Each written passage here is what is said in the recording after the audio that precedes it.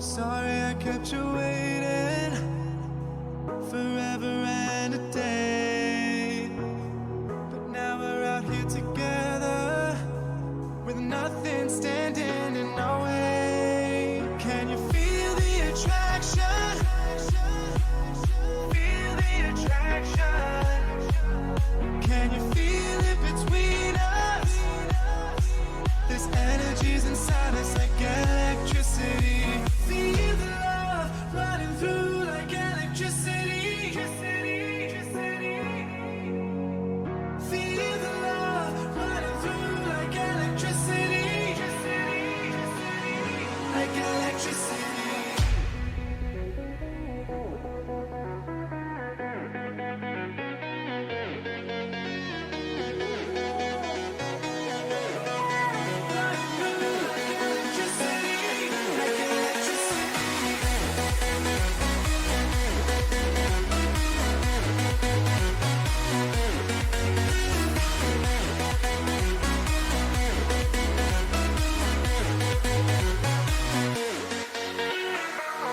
Taking over your body, it's flowing through your mind.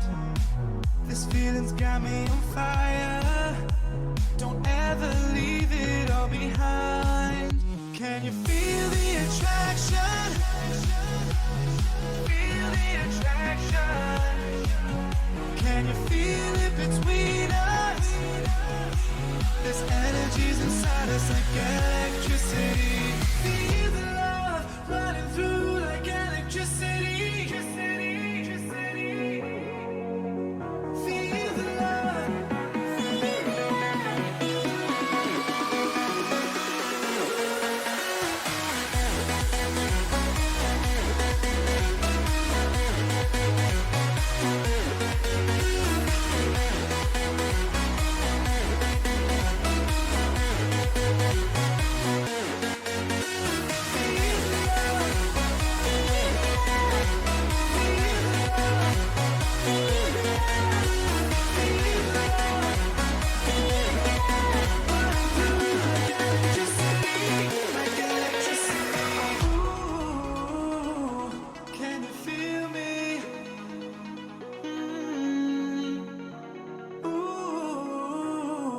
Can you feel me?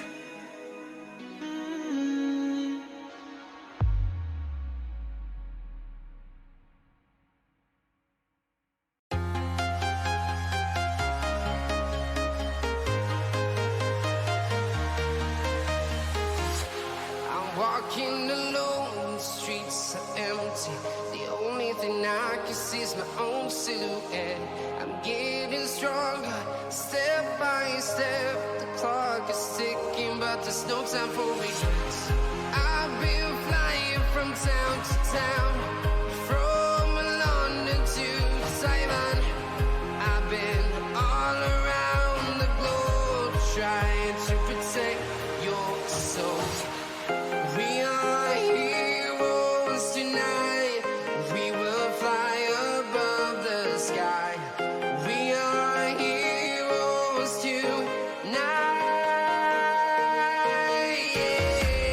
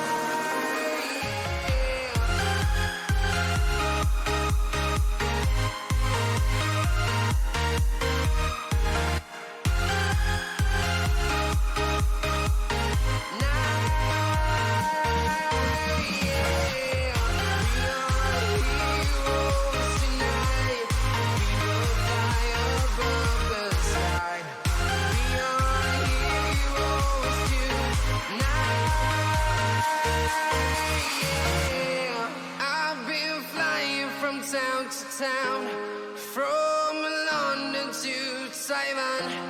I've been all around the globe trying to protect your soul.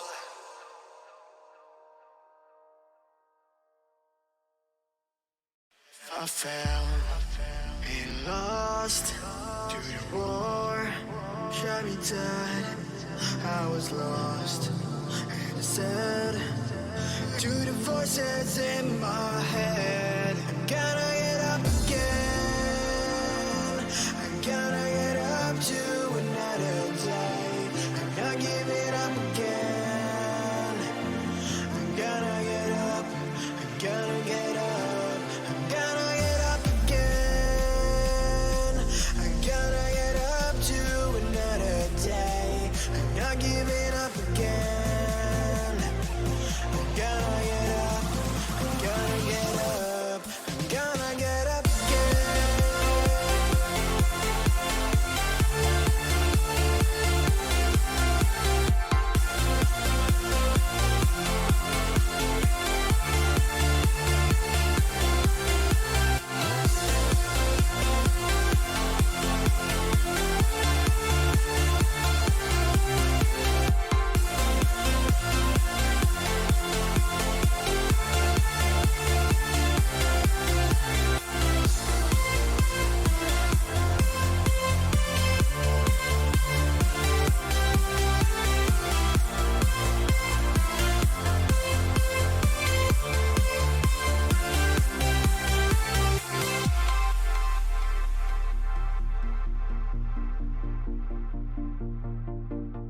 Look into my eyes.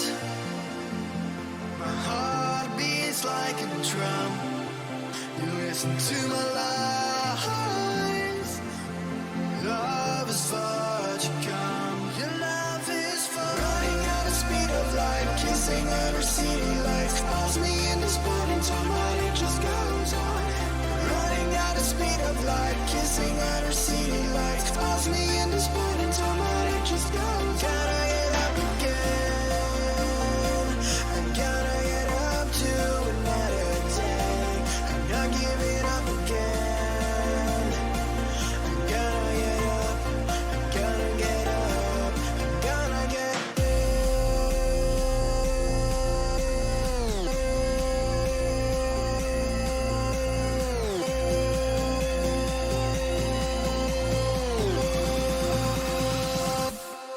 Gonna get up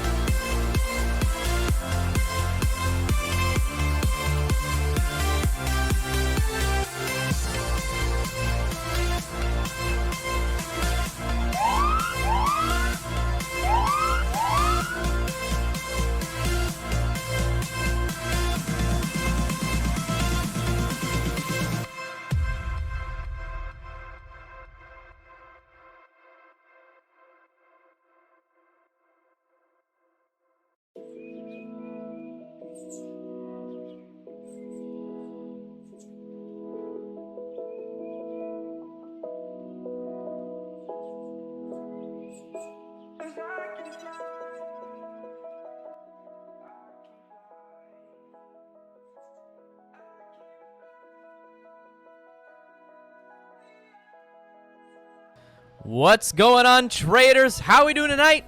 Happy Saturday. Who's got a drink in hand? Put a 1 in chat. How we doing? Who do we got in here today? Let me scroll up here.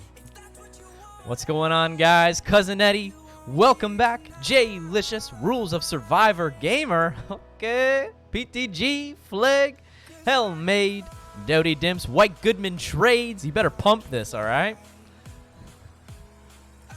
Keo, how you doing? Options Pirate King, what's going on, brother?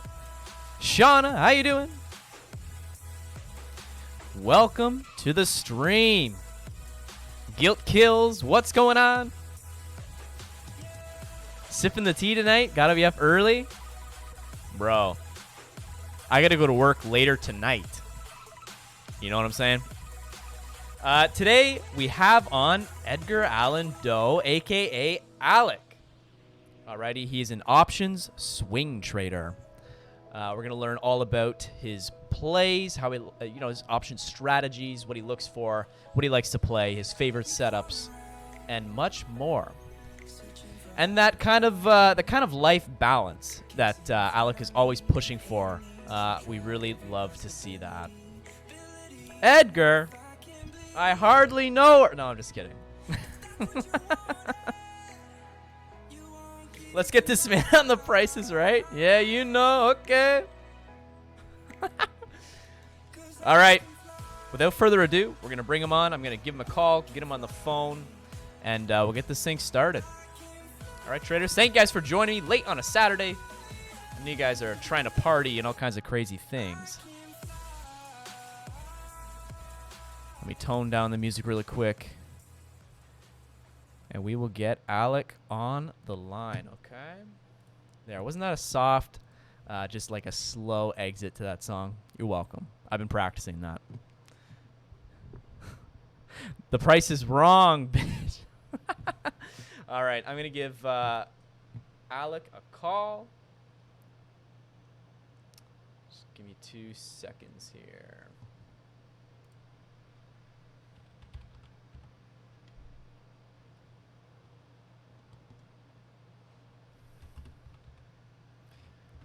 Oh, I don't think he added me back. Hang on.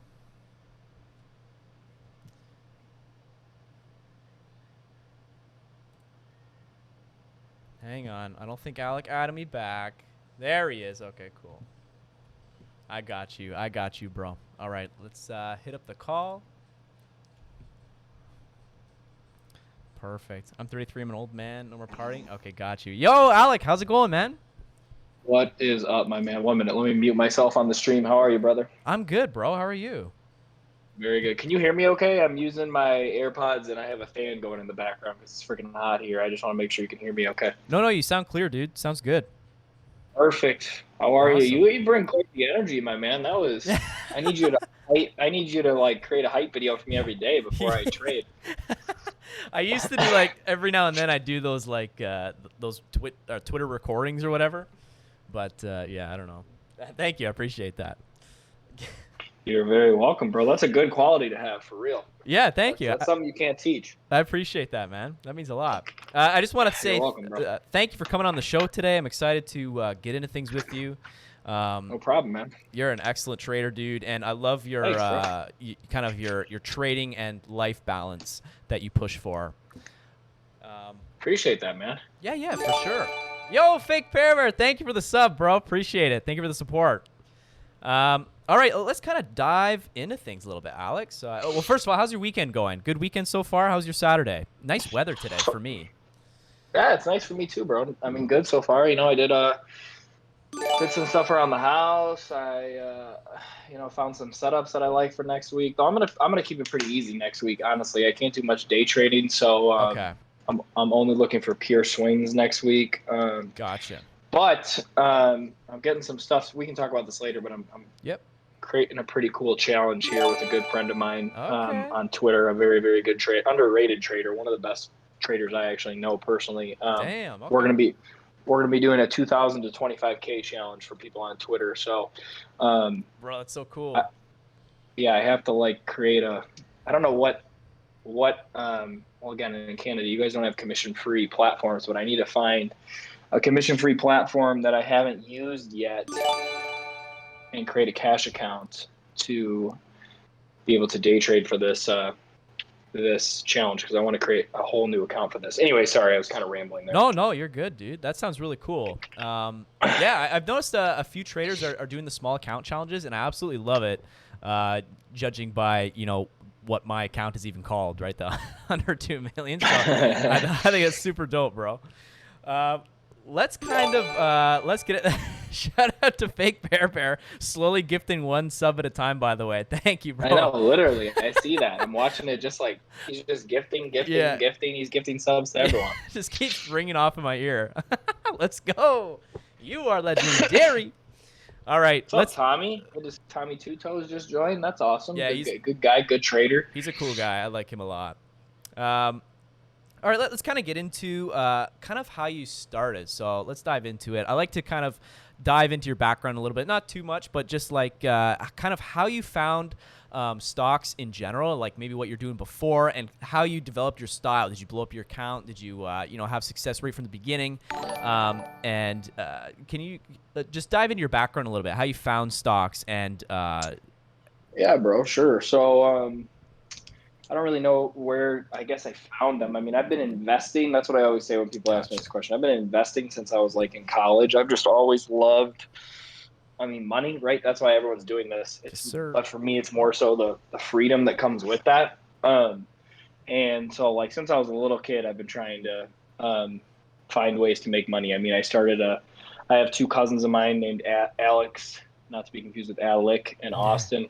And I lived in a neighborhood that had a golf course real close, and we would go out at night, fish out golf balls, clean them with bleach, and then sell them to the golfers the next day. So I've just been trying ways to make extra cash since I was like 10 years old. So I got into stocks through, I have a business degree and a minor in finance. So I got into stocks when I was in college and learned about them there and started just investing. And then honestly, I stumbled upon Money Twitter when I won't say who I work for, but when we were all sent home to work from home, basically. Mm-hmm. And I still do. I can do my job I'm in SaaS sales, and I'll probably be doing my job from home forever until I leave it. Right. But I found Money Twitter because I feel like everyone discovered it in this pandemic. We wasted a ton of time at the office, and I'm infinitely more productive at home. And I found myself with some extra time on my hands, and I discovered Money Twitter. And a person that I always shout out whenever I do something like this, his name is Chris Johnson. His Twitter is CJ Johnson the 17th or something like that. Okay. Just search Wealth Squad Chris. The man is an absolute inspiration. He has 150, maybe even 170,000 followers now at this point. Wow. But he basically took me under his wing for a little bit and learned stocks from him, learned options from him. And I grew my account pretty big to about 50K, and I was doing real well. And then I blew it up. That's actually what this this challenge that we're starting is in honor of anyone that's blown up an account, but like me specifically, because I've been what we're about to do. I've been there. I blew my account all the way up back to $2,000. Wow. So I went from 50K to 2K. And now I'm not even going to say where I am now. I've stopped doing that a long time ago. It's a weird flex. But now I want to show people that it is absolutely possible. There's so many people on Twitter that have blown up their account, or there's so many people that think, I only have a couple $1,000, or I only have a couple $100. I can't do it. And that's why we're going to do this challenge. So sorry, that was kind of a long-winded thing, but no, you're good, dude. Yeah, that's how I started. I owe a lot to Chris. He took me under his wing, and that's how I got into trading. I've been into stocks and investing for a long time. That kind of stuff fascinates me. But trading, about when I got sent home to work from home, and I'm like, man, I got some time on my hands. What should I do with this? And like I said, I like making money. And so I found these people on Twitter, and I'm like, okay, sure, I can learn trading. So yeah. Yeah, that's very cool. So when you first you're at home now and you just started trading, kind of day trading, swing trading, what was your first kind of strategy and style, how you like to trade, and how did you develop that until where you are now? Bro, my first strategy and style was, well, you know me, I'm a pretty honest guy, was following fucking people on Twitter. Yep, me too. Randomly with no knowledge, nothing. Because Whole I'm like, account. I know enough.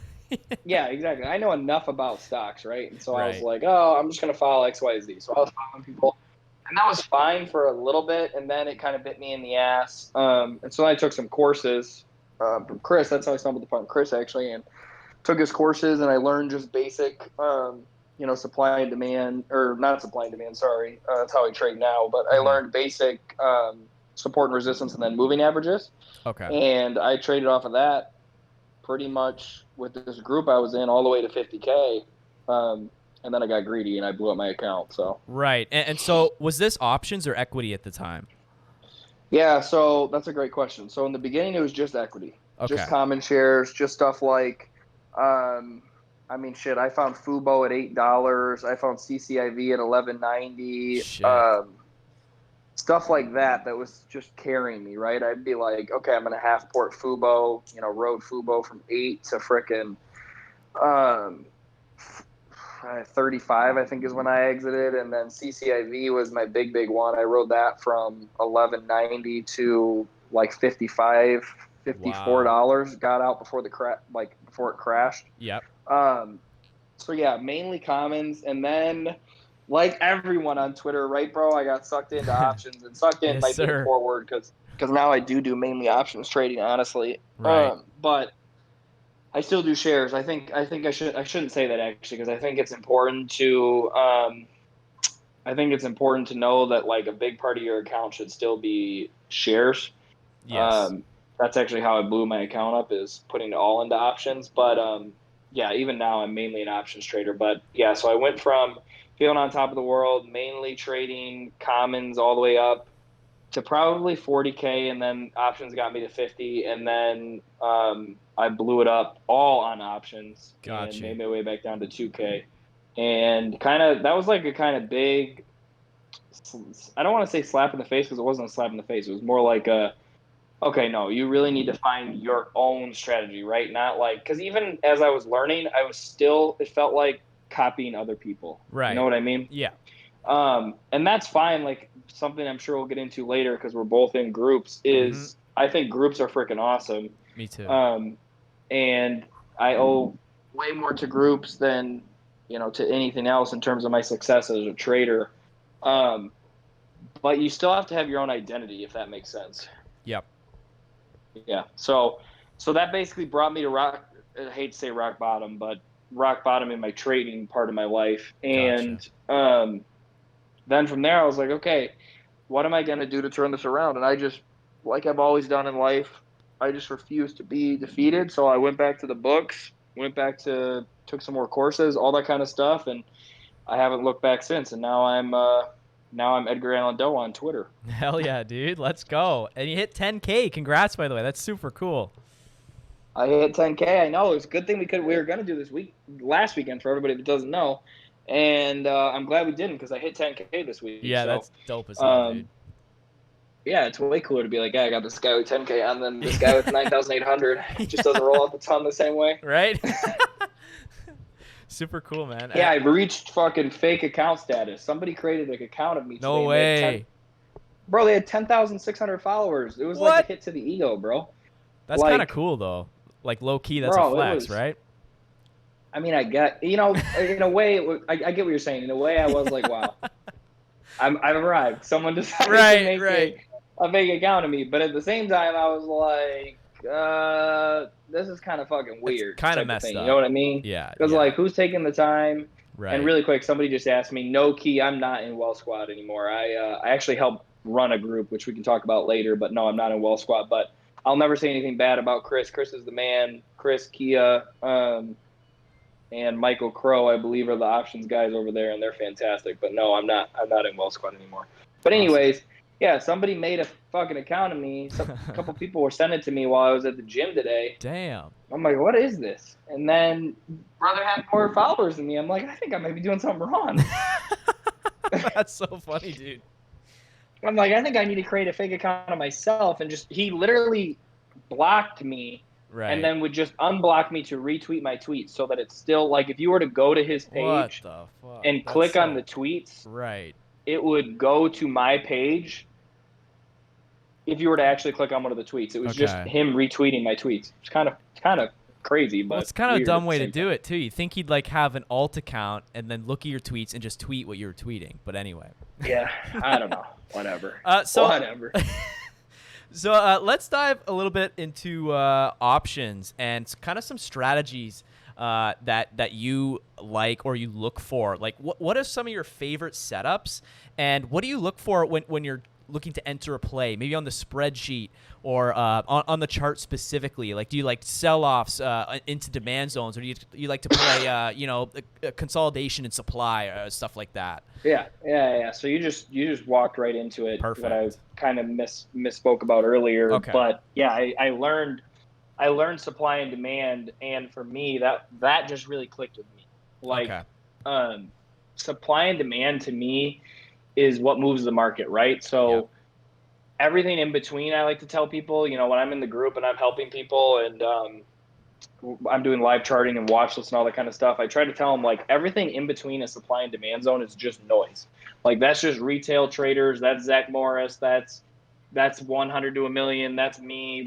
That's everybody and their mother just trading in between those zones. Yep. It's not until it hits one of those zones that the action is really happening. So I now I've decided I'm only going to trade if something hits a zone. So, like, Neo, for example, I was tweeting about it all week this week.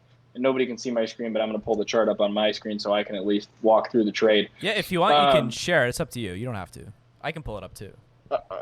Yeah, you go ahead and pull it up. I don't Okay. even know how to do that on here, so that'd be great. But basically, there was a really strong supply zone at around 38 dollars. Let's just call it, since no one can see this, and it came up, closed below that on, what would this be, Wednesday, I think, and that's when I called puts. And there's a demand zone back down to about 36.20, let's just call it. And immediately the next day it fell out of that supply zone, and it still hasn't made its way back to that demand zone. I actually might do puts again next week on this, but that's beside the point.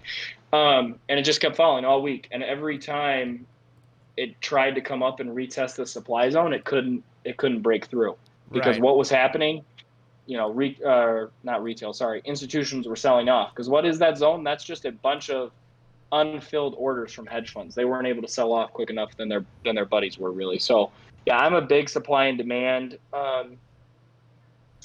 trader, and I think it works perfectly. When something comes to a demand zone like that, where you have that green line, that's my exit. And my entry, like I keep saying to people, if it comes back up and it hits that supply zone, and assuming it doesn't break through, because once it breaks through a supply zone, for anyone that doesn't know, or a demand zone, it's no longer valid. So assuming it won't break through that supply zone, up above, I would re-enter the put, and I would play it back down to the demand zone. So hopefully that makes sense. Got you. No, that's perfect sense. I actually trade very similarly. I love supply and demand as well. I think it's almost like a cheat code.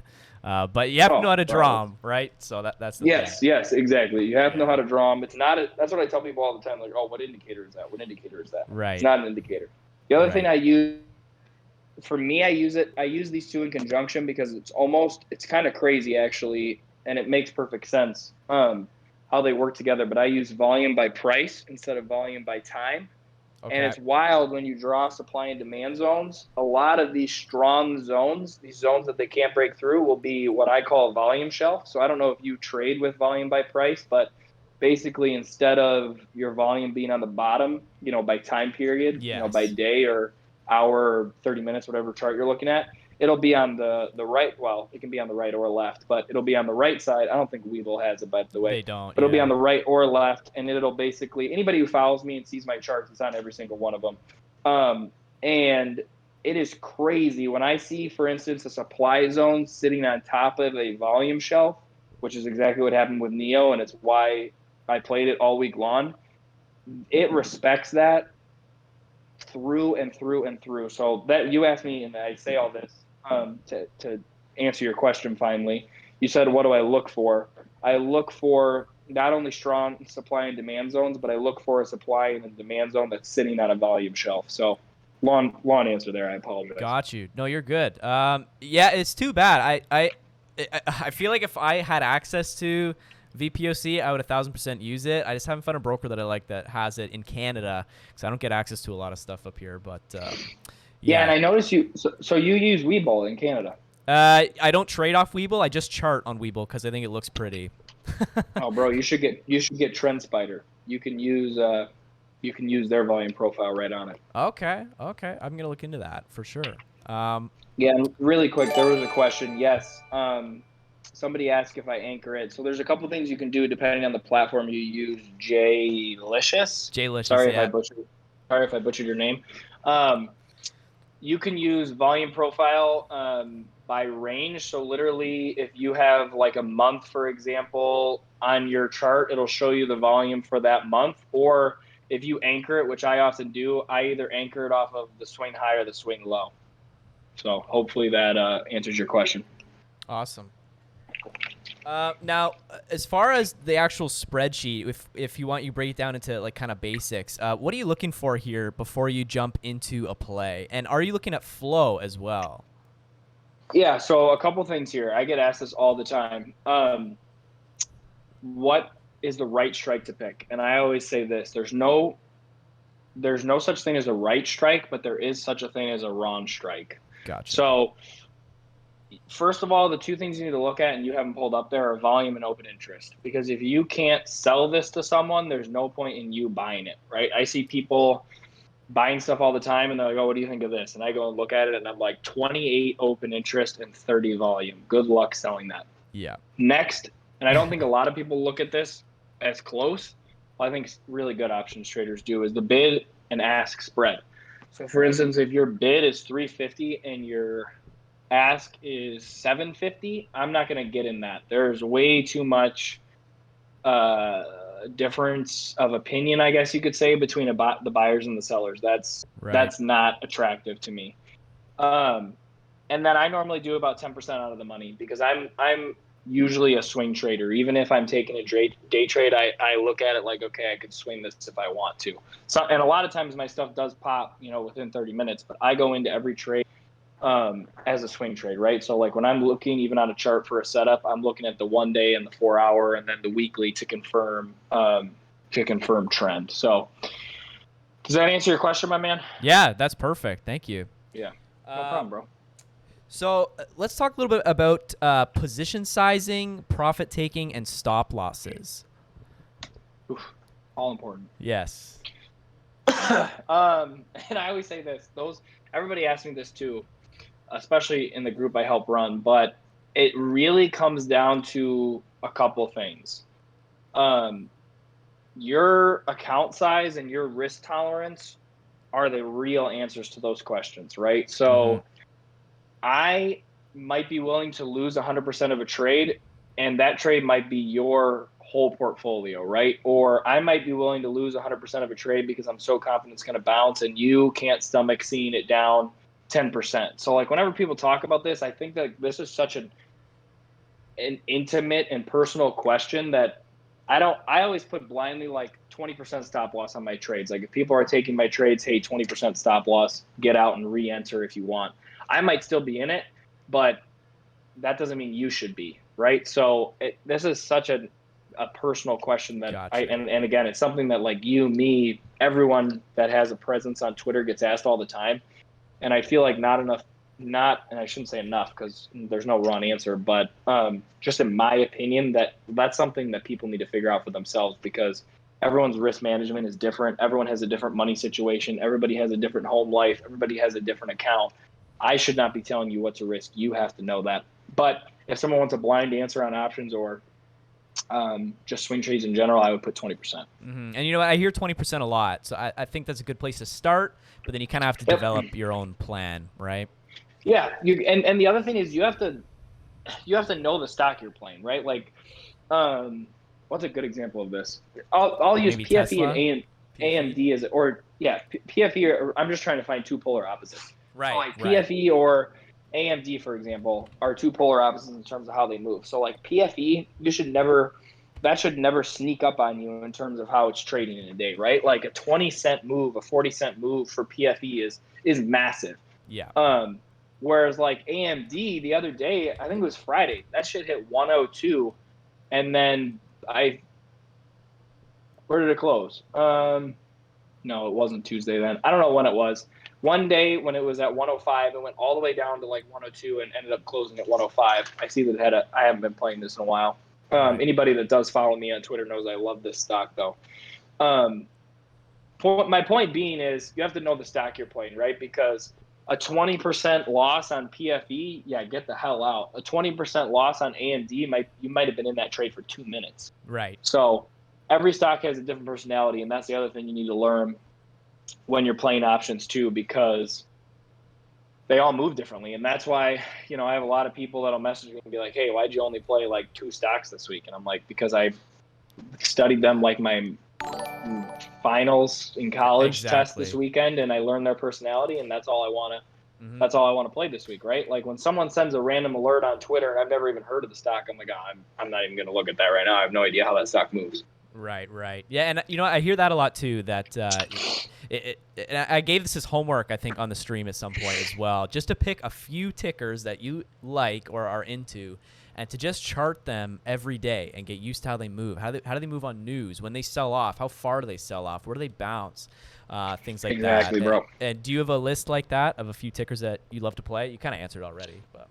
Oh yeah. I mean, and you probably know. I mean, everybody joke. I mean, we're on it right now. Everybody jokes about me and AMD. I love AMD. Yeah. I love Chewy. I love Fubo, PLTR, Tesla. If I'm playing, like if I'm truly day trading, Tesla. If I'm truly day trading, SPY. What else do I like to play? Neo. Lately, I've been playing a lot. PFE. A bunch of people know me from PFE. Right. So yeah, those have been the ones I've been playing lately. Roku and Spotify, which by the way, Spotify, if anyone wants a free play, puts this week should print. Spotify and Roku, yeah, I love playing those. They have a very easy trend. Same thing with HD and Lowe's. They're fun to watch as well. So. Okay, awesome. We do have a few questions from the chat that I'm going to ask you real quick. We've got another one from Jaylicious. Do you have a certain spread percent, like 3 to 5%, or do you adjust according to other factors?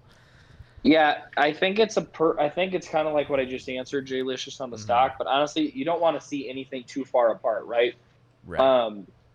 Like what did we play on Friday? We played Amazon, for example, and we got in at 605 on the bid, and the ask was like 610, something like that. I can't even remember, but I never want to see more than like $5, $10 max. That's just me. There are people, I know people that play crazy bid ask spreads. That's just not for me, because waiting for my option to fill for 40 minutes when I'm trying to sell it is not the move, in my opinion. But again, someone else will tell you differently. So for me personally, yeah, that 0.5 is probably the max. So for instance, by that I mean if it's if it's 1.0 or $100, then I would like the ask to be 105 and the bid 95 and the mid 1.0. So hopefully that made sense. Okay. No, yeah, that's cool. And the other question I have from Penny Stock Patty is, what items do you look at when picking expiration? Yeah, that's a really good one, Penny Stock Patty. Right now, I'm taking, again, unless I'm feeling feisty and trading 0 DTEs on a Friday, like I did with Amazon, Tesla, and Moderna on Friday, which the last of those bit me right in the butt.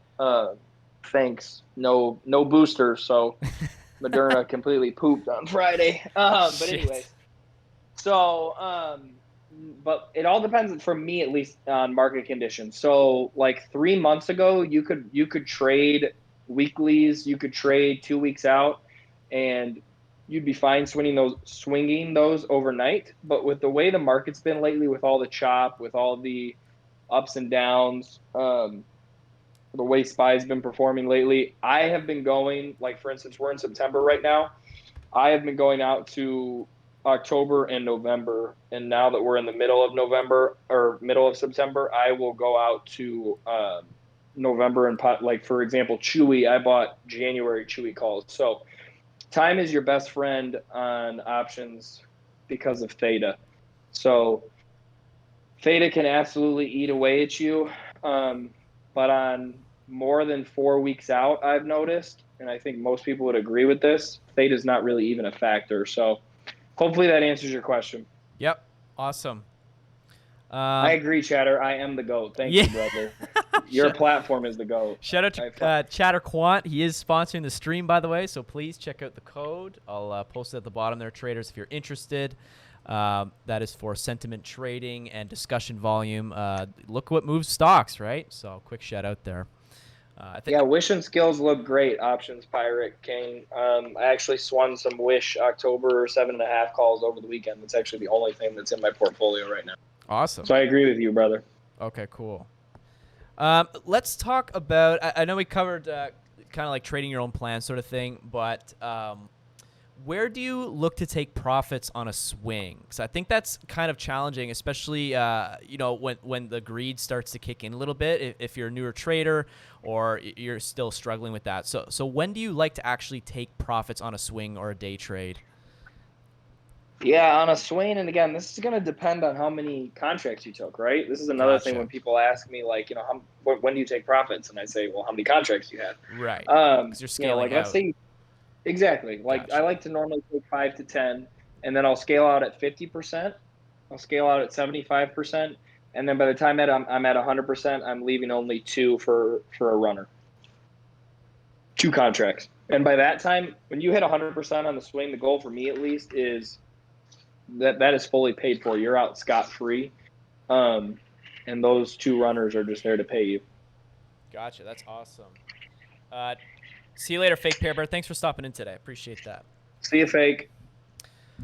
Okay, that's pretty cool. Do we have any more questions in chat about options or swinging? Anything like that? If you do, feel free to post. Sorry. What'd you play this week, Hunter? What did we play? Dude, I have like such a terrible memory. I always have to check my Twitter. I played Snap on Friday. I actually, Chatter Quant helped me out with that. I caught it on my scanner. I have this large cap scanner I've been using, and then I quickly looked at Chatter Quant. It was like at like 11, and Snap ended up ripping pretty good that day. So I played Snap, and then we're in and out of plays. Not very much like you. Like we don't really swing and stuff like that. I get too much anxiety, you know what I mean? So I try to get out. Even if it doesn't go my way, I'll just cut it and take a loss. Another one we played was CRVS. It was pretty cool actually. We had Rocket Catch and Bob on Friday with like Fappy trades and stuff. So that was kind of dope. But yeah. Oh, nice! Look at that chart. This thing ran, dude. This was so sweet. And then after hours hit 7. Beautiful, beautiful play here on CRVS. That's just a couple that we took. That is awesome. One thing I do want to cover what's that? Go ahead. I was going to say you got a nice little Haney man there at the top too. You would have known right when to get out. Talk about a perfect chart setup there. I know, it was actually like beautiful, and I think they were playing this one in real ones too. And then when they hopped on, nice. I also happened to be playing it, and so like, oh, cool. So it's pretty funny. Yeah, let's talk a bit about life balance, because you're a big pusher of this out on Twitter. About physical health and having that life balance as well as trading and making the money and stuff. And as far as I know, you still have a full-time job, right? I do. I don't know when. I don't know when I'll leave that, to be honest. Anytime I do something like this, that always comes up, right? Like, when do you want to be a full-time trader? So yeah, I'm a huge believer in your health before your wealth, because if you don't have your health doesn't really matter. I'm a father as well. I feel like most people know that because I post pictures of my son all the time on Twitter. So like for me, all this is really just about building generational wealth for him and any other children I might have one day. Hopefully not anytime soon. I still have a 9 to 5. I work for a Fortune 500 company. I run a partner team, I guess is the best way to say it, in the AEC space, which is architects, engineers, and construction. So it's software that helps build buildings, I guess is the easiest way to say that. But for me, I have such a passion for that and leading the team that I do that I don't know if I'd be fulfilled yet leaving, if that makes sense. I've talked to Right. a lot of people that left their 9 to 5s to full-time trade and they ended up back at a 9 to 5 a couple years later because they just weren't fulfilled. Okay. And as of today, on 9/18/2021, my job still really fills me up. Still gives me a lot of joy. I really love the people I work with. So I'm not going to leave yet, and who can complain about, I make really good money there. I make good money trading. I personal train people as well on the side. I got a lot of stokes in the fire, my man. So Yeah. I'm just a doer. I always have been. So for me, it's like until that job doesn't bring me happiness, or I'll know when that is. You know what I mean? That's what I always say to Exactly. people when they're trying to rush out of something, or they're like, I have to do this because I need to get out of my job. I often ask them questions, and you quickly learn it's not really so much about a job as it is maybe they're not at the right company, or they're not around the right people, or even mindset. You know what I mean? And, Yep. and yeah, conductor time. You did just figure out where, if you know who makes that product, then you know where I work. Yes, I know Revit very, very well. But yeah, for me, it's more about it's your mindset, right? Like too many people say, "Oh, I hate my job," or "I hate this, I hate that," and you ask them a question about their life and this and that, and you learn it's more about them, right? There's not enough people that have um, that focus on, I guess, self love is the easiest way to say it. So Right. yeah, It's so easy to hate, you know what I mean? Like that's kind of the easy way out. It's yeah. tougher to buckle down and to find the positivity in some of these things. I just think we live in such a time, like we are infinitely blessed. I always tell people that all the time. Like, not everyone's gonna think I'm like smoking weed when I say this, but have you ever thought about the fact that like you get to walk into a grocery store, you can buy strawberries, you can buy or meat, or if you're a vegan, you can buy vegetables, whatever it is. Like, there's just food there for you anytime you need, Right. and like you're not going to die from it. Like at some point, somebody was like, "Oh, I wonder what this berry is on this tree," and they died because it Right. was a poisonous berry. Like, we live in the easiest time. I tell people that all the time. Or like anytime you think your life sucks, I'm like, go read about the Holocaust. Go Right. read about someone who survived a concentration camp in World War II. Like, we live, and if you live in North America, or this guy who just said he was born in Cuba, and saying how we have no idea how blessed we are. Like, I just feel like so many people, when I hear them like complaining, like, "Oh, I hate my job," I'm like, bro, you have a job. Yeah, Like, you should be exactly. like, "Oh, I have a job," Right. And so for me, it's just like it's all about your mindset. And I think if more people worked on their mindset, they wouldn't hate their job as much, or they wouldn't hate their spouse as much, or they wouldn't hate their friends as much. Right. Right. So yeah, sorry to stand up on my soapbox there, but No, yeah, you're good.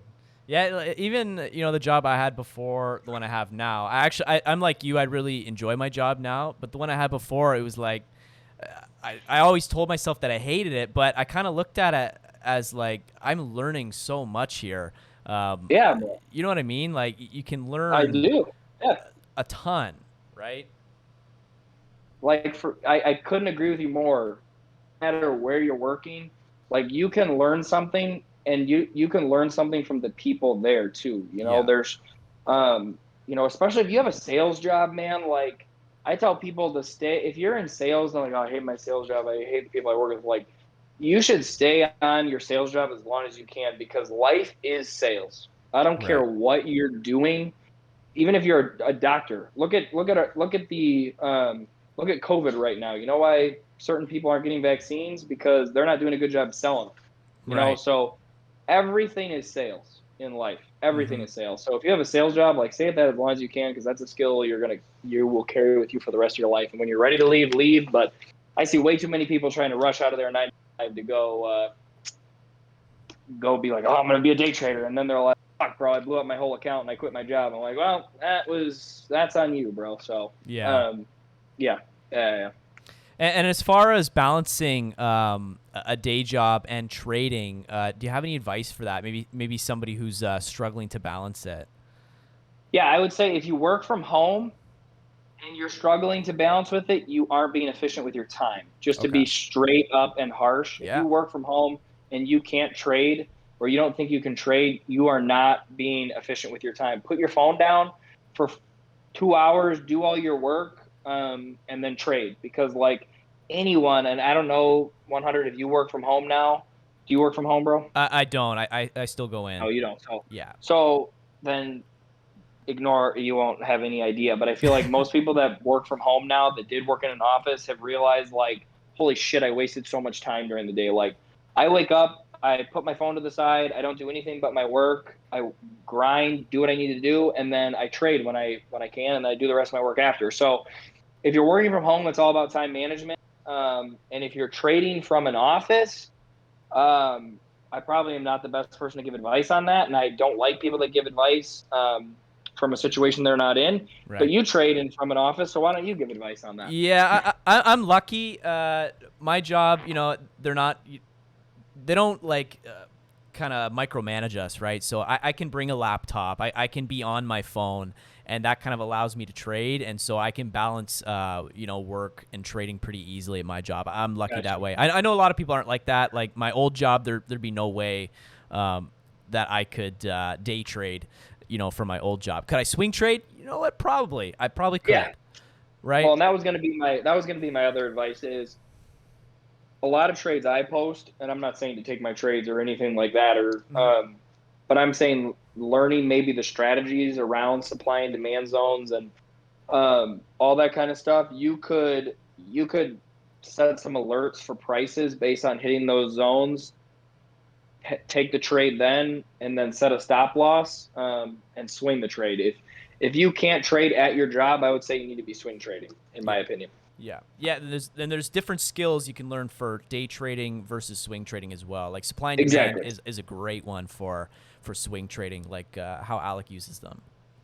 Yeah, and you can use supply. I use supply and demand even for my day trades Yeah, too. me You just too. have to go in. I wouldn't do anything less than the 30-minute chart. Yeah. But what you could do is you can draw your zones on the 30-minute chart, leave them up, and there's a setting, and it's different on every charting platform. But basically, say, okay, leave these drawings no matter what time period I'm on, and then go to the 5-minute or 3-minute chart, or if you're on crack, the 1-minute chart, and then every time it hits that 30-minute zone, take the trade to your price target. So I still think supply and demand is great for day trading too. I think so too. And do you use any other indicators other than supply and demand and the VPOC?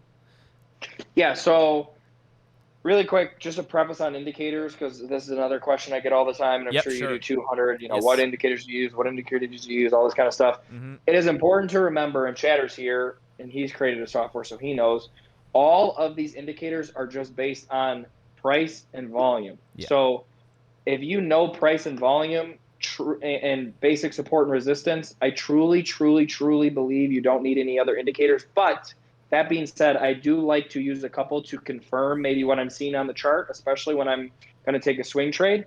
And I'll use the MACD, the RSI, and moving averages as well. So Right. I like, for example, if I'm going to take a swing trade, if it's coming up on the 20-day moving average on the daily chart, I'll kind of jump in early, assuming it stays above the 20-day moving average. That's bullish to me. Love the 9 and the 15 EMAs when I'm day trading. So yeah, I'm pretty basic. I truly believe, though, and I say this to everyone that reaches out to me and says, like, what do I need to learn? I'm really not a good trader. I say, do you know how to draw support and resistance lines? And do you know what supply and demand is? And that's it. Yeah. And they'll say, well, yeah, kind of, or not really. I'll say, okay, well, go learn support and resistance, then learn how to draw supply and demand zones, then learn about volume by time and by price, because volume always confirms trend, Mm-hmm. and you will be just fine. I truly believe that. Yeah, me too, man. And that's like that 90% of the time. That's what I'm using, even when I'm live day trading on Twitch. And you'll see me like I have some indicators that I jump to, but I turn them on and off. Like I got the 20 EMA up here, and I've got the 200 Yep. MA. Do I use them all the time? No, but I'll leave them on the chart or I'll turn them off. And then I also have you've seen it before. I'll throw on Ripster Clouds sometimes, Bollinger Yep. Bands. Yep. Yeah, Bollinger Bands are a good one. Yeah. I mean, the moving day averages are good, right? Because they act as support and resistance, right? Like I Yeah. always say, if a stock's trading too far away from the 200-day moving average for too long, you can expect it. You can expect those two things to meet eventually in either direction, right? So if a stock's trading below the 200-day moving average for too long, it's eventually going to find its way up close to it and at least test it. And again, maybe not so much on the intraday time periods. I'm more talking, like on the daily chart, 4-hour chart, and vice versa.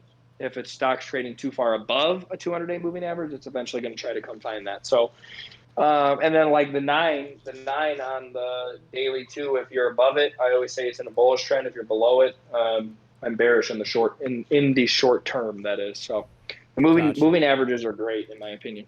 Do you use VWAP? I'm just curious. For day trading, yeah, I think that's Okay. great. That's the only. Sometimes you can just pop that up. Yeah. And it's literally as simple as if it's above it. And we close above it, 2 candles in a row, I enter a quick trade up, and then the minute it closes below it, that would be my stop. Right, gotcha. Yeah, I mean, look at the 20.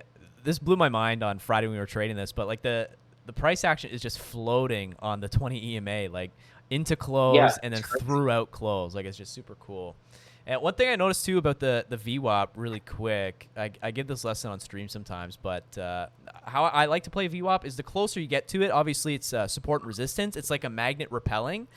But then I also find the further away price action gets from it, it pulls it back and it switches from like a repel to like a pull, which I kind of find interesting. Yeah, no, absolutely, bro. You're spot on there. Yeah, so that's a pretty cool quick tip. I think I do see a question here. I have a question. I noticed that Friday the SPY closed under the 50-day simple moving average. I need to get your thoughts on that. How are you approaching Monday market in general? That's a good question. Yeah, that is a good question. We'll both give our answers. So if you pull up SPY, I personally think Ice Cubano. I'm kind of switching to bearish. 100 knows I'm normally a pretty big bull, but I've been printing lately being bearish. My personal opinion is I think we'll gap down a little Monday. You'll see people panic selling, and then the institutions will run us back up for the rest of the week, in my personal opinion. I think we'll tap around 436 on Monday would be my guess. Yeah, 436. I think we'll run back up for the rest of the week, and then I'm not kidding.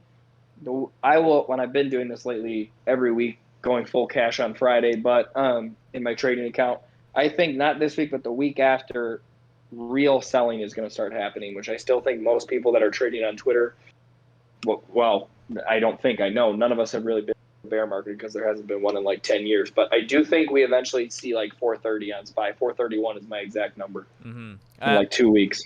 I tend to agree with you. SPY was riding this uptrend for so long, dude, and it was only a matter of time before it fell through it.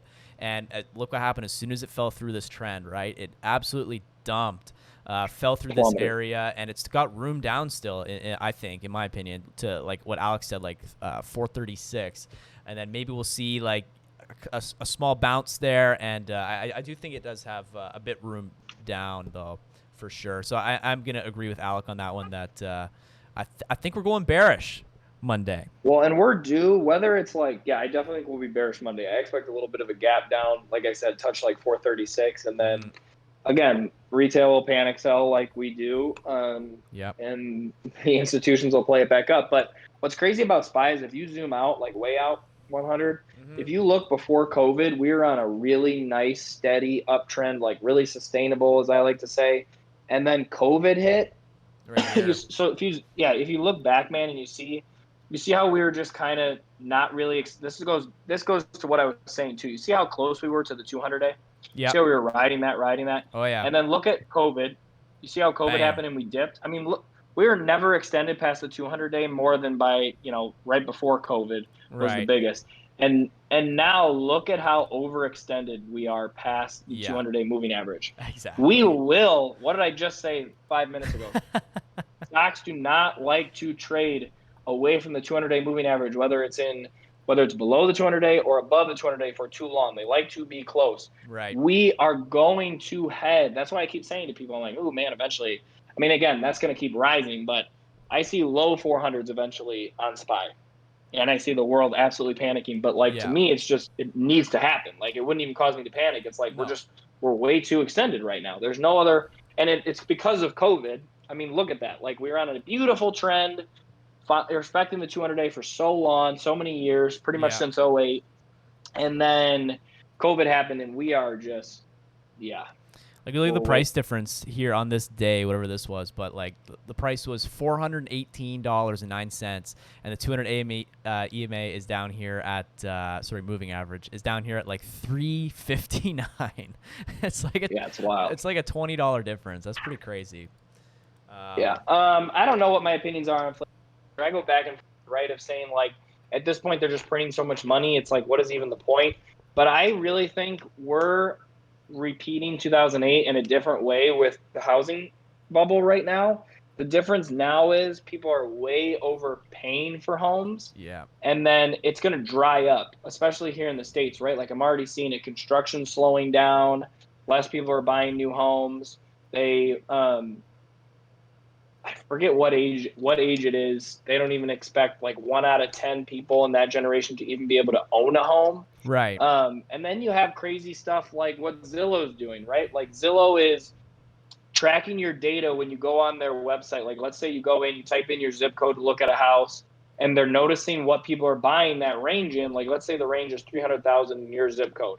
And then what they're doing is they're waiting when people are buying those houses, they go in, they undercut. Zillow, by the way, is literally going in and buying hundreds of houses at a time in neighborhoods. And for under the price, so let's say this most search price in one area is $300,000. So they know then people in that area can afford $300,000. Right. They're then going and buying them for like $290.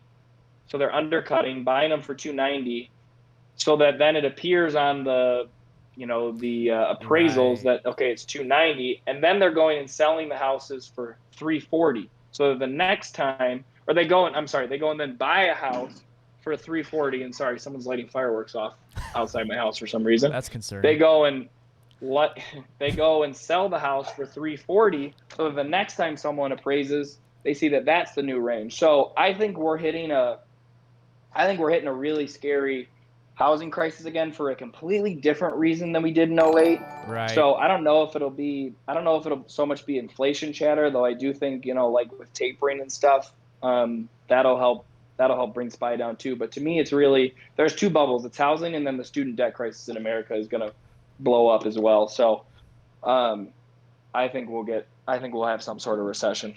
Right. Yeah, I could definitely see that, man. Well, it's like, people are buying all these homes and it's great, but they can't afford to live in them, so they rent them out. But the rent keeps increasing because the home price keeps increasing. So at some point, nobody's going to be able to afford the rent, and then they won't be able to afford the houses. You know what I mean? Bro, so it's wild to be watching people buying houses right now, like in crazy. areas that are like they're paying like $100K more than a house is worth. The bid wars are and then insane. It's freaking nuts, and that is gonna blow up in everyone's face. That's gonna blow up. I'm just I have a rental business too, and Okay. I'm just waiting. For the housing collapse right now. Yeah. I keep this really nice single family popped up the other day for a really good price. I'm like, ooh, I kind of want to jump. Right. But I really just want to wait. Because I really do think, and I've already noticed housing prices starting to go down around me. You don't want to buy the top. No, I don't want to buy the top. There's always a regression to the mean in anything in life. And we're at the top of the stock market, the housing market, the student debt bubble here in America is insane. So yeah, I just think it's nuts. So Gotcha. We kind of answered Chatter's question, right, on inflation, or do you want that was pretty much my whole on answer just there. So Sweet. Chatter, I hope it was kind of long-winded. Hopefully that at least gave you a little bit into my insight. Yeah, take notes. Into your question. Please, Chatter's a genius. He just asked that to be nice. I'm sure he has his own opinion that I'm sure is just as succinct. So we've been going for close to an hour. I just want to kind of circle back and give you one more question. If you could give advice, I give this to everybody, but if you could give advice to a trader who's just having a red day after red day, red week, maybe they blew up their account, they reloaded it, and then more red. What advice would you give out, and how could they start to improve and see some consistency? Yeah, so I bet a lot of people say paper trade. I don't really believe in that because then you have nothing at stake. Yep. So the emotions that you're putting behind paper trading, because I think really what happens, and I know this because it happened to me, you overtrade, you overextend yourself, you let your emotions get in the way. That's how you blow up an account. So if you blow up an account, it's your emotions that you need to get in check. So go to the gym, read more, do what this guy just said, go back and study. That's exactly what I was going to say. Mm-hmm. You need to get back on YouTube. You need to take a couple courses and just sit back and watch. You don't need to be paper trading. Watch what someone like 100's posting his trades, Chatter's posting his trades, I'm posting my trades. Look at what people like. Don't take our trades. Instead, look at the chart. Look at why we're taking them. Sorry, my dog's freaking out because of the fireworks. Yeah, I hear you. Look at why we're taking them and all that kind of stuff. And then when you feel confident enough, go back in. Go in with $100. Start small. You don't have to dump your whole life savings. I saw some freaking guy on Wall Street Bets the other day put like his entire life savings into a trade and he's down like 90%. I'm like, bro, what are you doing? I know everybody hates on cash and everything, like having a savings account, but like what they mean by that is go put your money in index funds, not gamble it all on same day expiration Tesla freaking calls $100,000. Like, holy shit, bro, put it in an index fund, buddy. Not friggin', oh god, I saw that and I friggin' freaked out for him. I'm like, that guy's wife's gonna cut his balls off. Jesus Christ. God, so that would be my advice. I would for sure step back, continue to learn. Again, watch people on Twitter. You don't have to take all these trades. That's the other thing. I can confidently say when I blew up my account way back when, I was taking way too many trades. Yeah, man. Learn what style you like. You might not like my style of trading. You can still follow me and be nice to me. You might not like 100 style of trading. You can still follow him and be nice to him. You don't have to take our plays. Find some accounts that you like, their strategy, watch videos on what they talk about, all that kind of stuff. And when you're ready, dip your toes in light, right? You don't have to put all your money in, put $100 in, put 1,000 in and go from there. So that would be my advice. Gotcha. Yeah, see, this guy had 30 open positions with $5,000. That's insane. Or girl, I shouldn't say that. I don't know if that's a man or a woman, but that's insane. That right there. Don't do what he or she is laughing at themselves now, so they've clearly gotten past that. But yeah, that's the other thing. Taking too many trades. Like you can make, and this is what I was trying to make a point on Twitter this week. I literally just traded NEO and PFE all week and had a fantastic week. You don't have to trade every ticker in the world. You can trade 1 to 2 stocks a week and make really good money doing it. So yeah, possibly better. Yeah, and again, in my personal opinion, since I've shifted to doing that, I have done way, way better than when I was trying to catch every little pump and dump on Twitter. So right. Yeah, man, that's great. I don't typically take ticker requests during interviews. You can take that if you like, Alec. You don't have to. You want to know about Apple calls. What do you think of October 150 Apple calls? I'm getting myself into options. I wouldn't do October, bro. I don't hate the strike, but if you're new to options, take the time, brother. Pay the extra money to take them in November, December.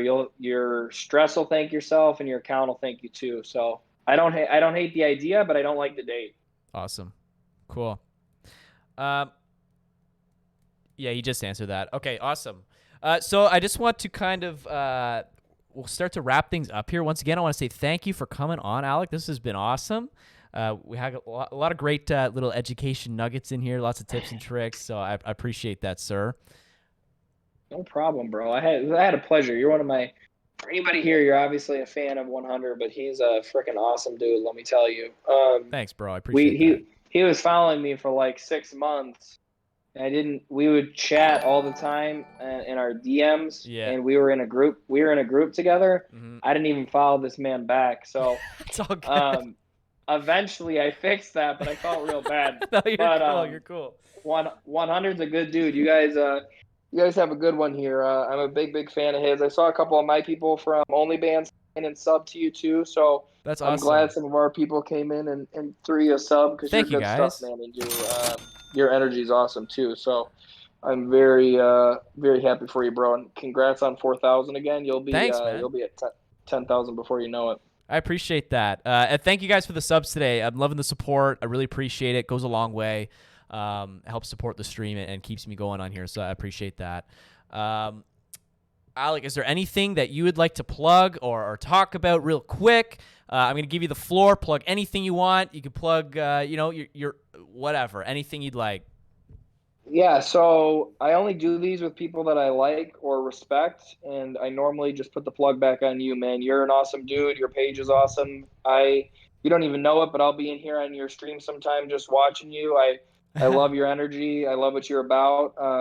So the only thing I'll plug is my Twitter. Come follow me if you enjoyed me tonight. That's it. My stuff will sell itself if you like me and you think I'm good. I don't have anything to plug besides 100. He's the man. And I appreciate you having me on, brother. Thank you so much, man. 100%. You will not regret following Alec. All right, he's up on the screen. Please go hit him with the follow. You won't regret it. Lots of great, everything from trading to real life advice. I truly appreciate everything you do, sir. We will talk again soon. Thanks for coming on, man. I truly appreciate it. No problem, bro. I will come on anytime you want. I hope you have a great rest of your Saturday. Awesome. You as well. Cheers, brother. Okay, Bye. take care. All right, traders, that was Alec.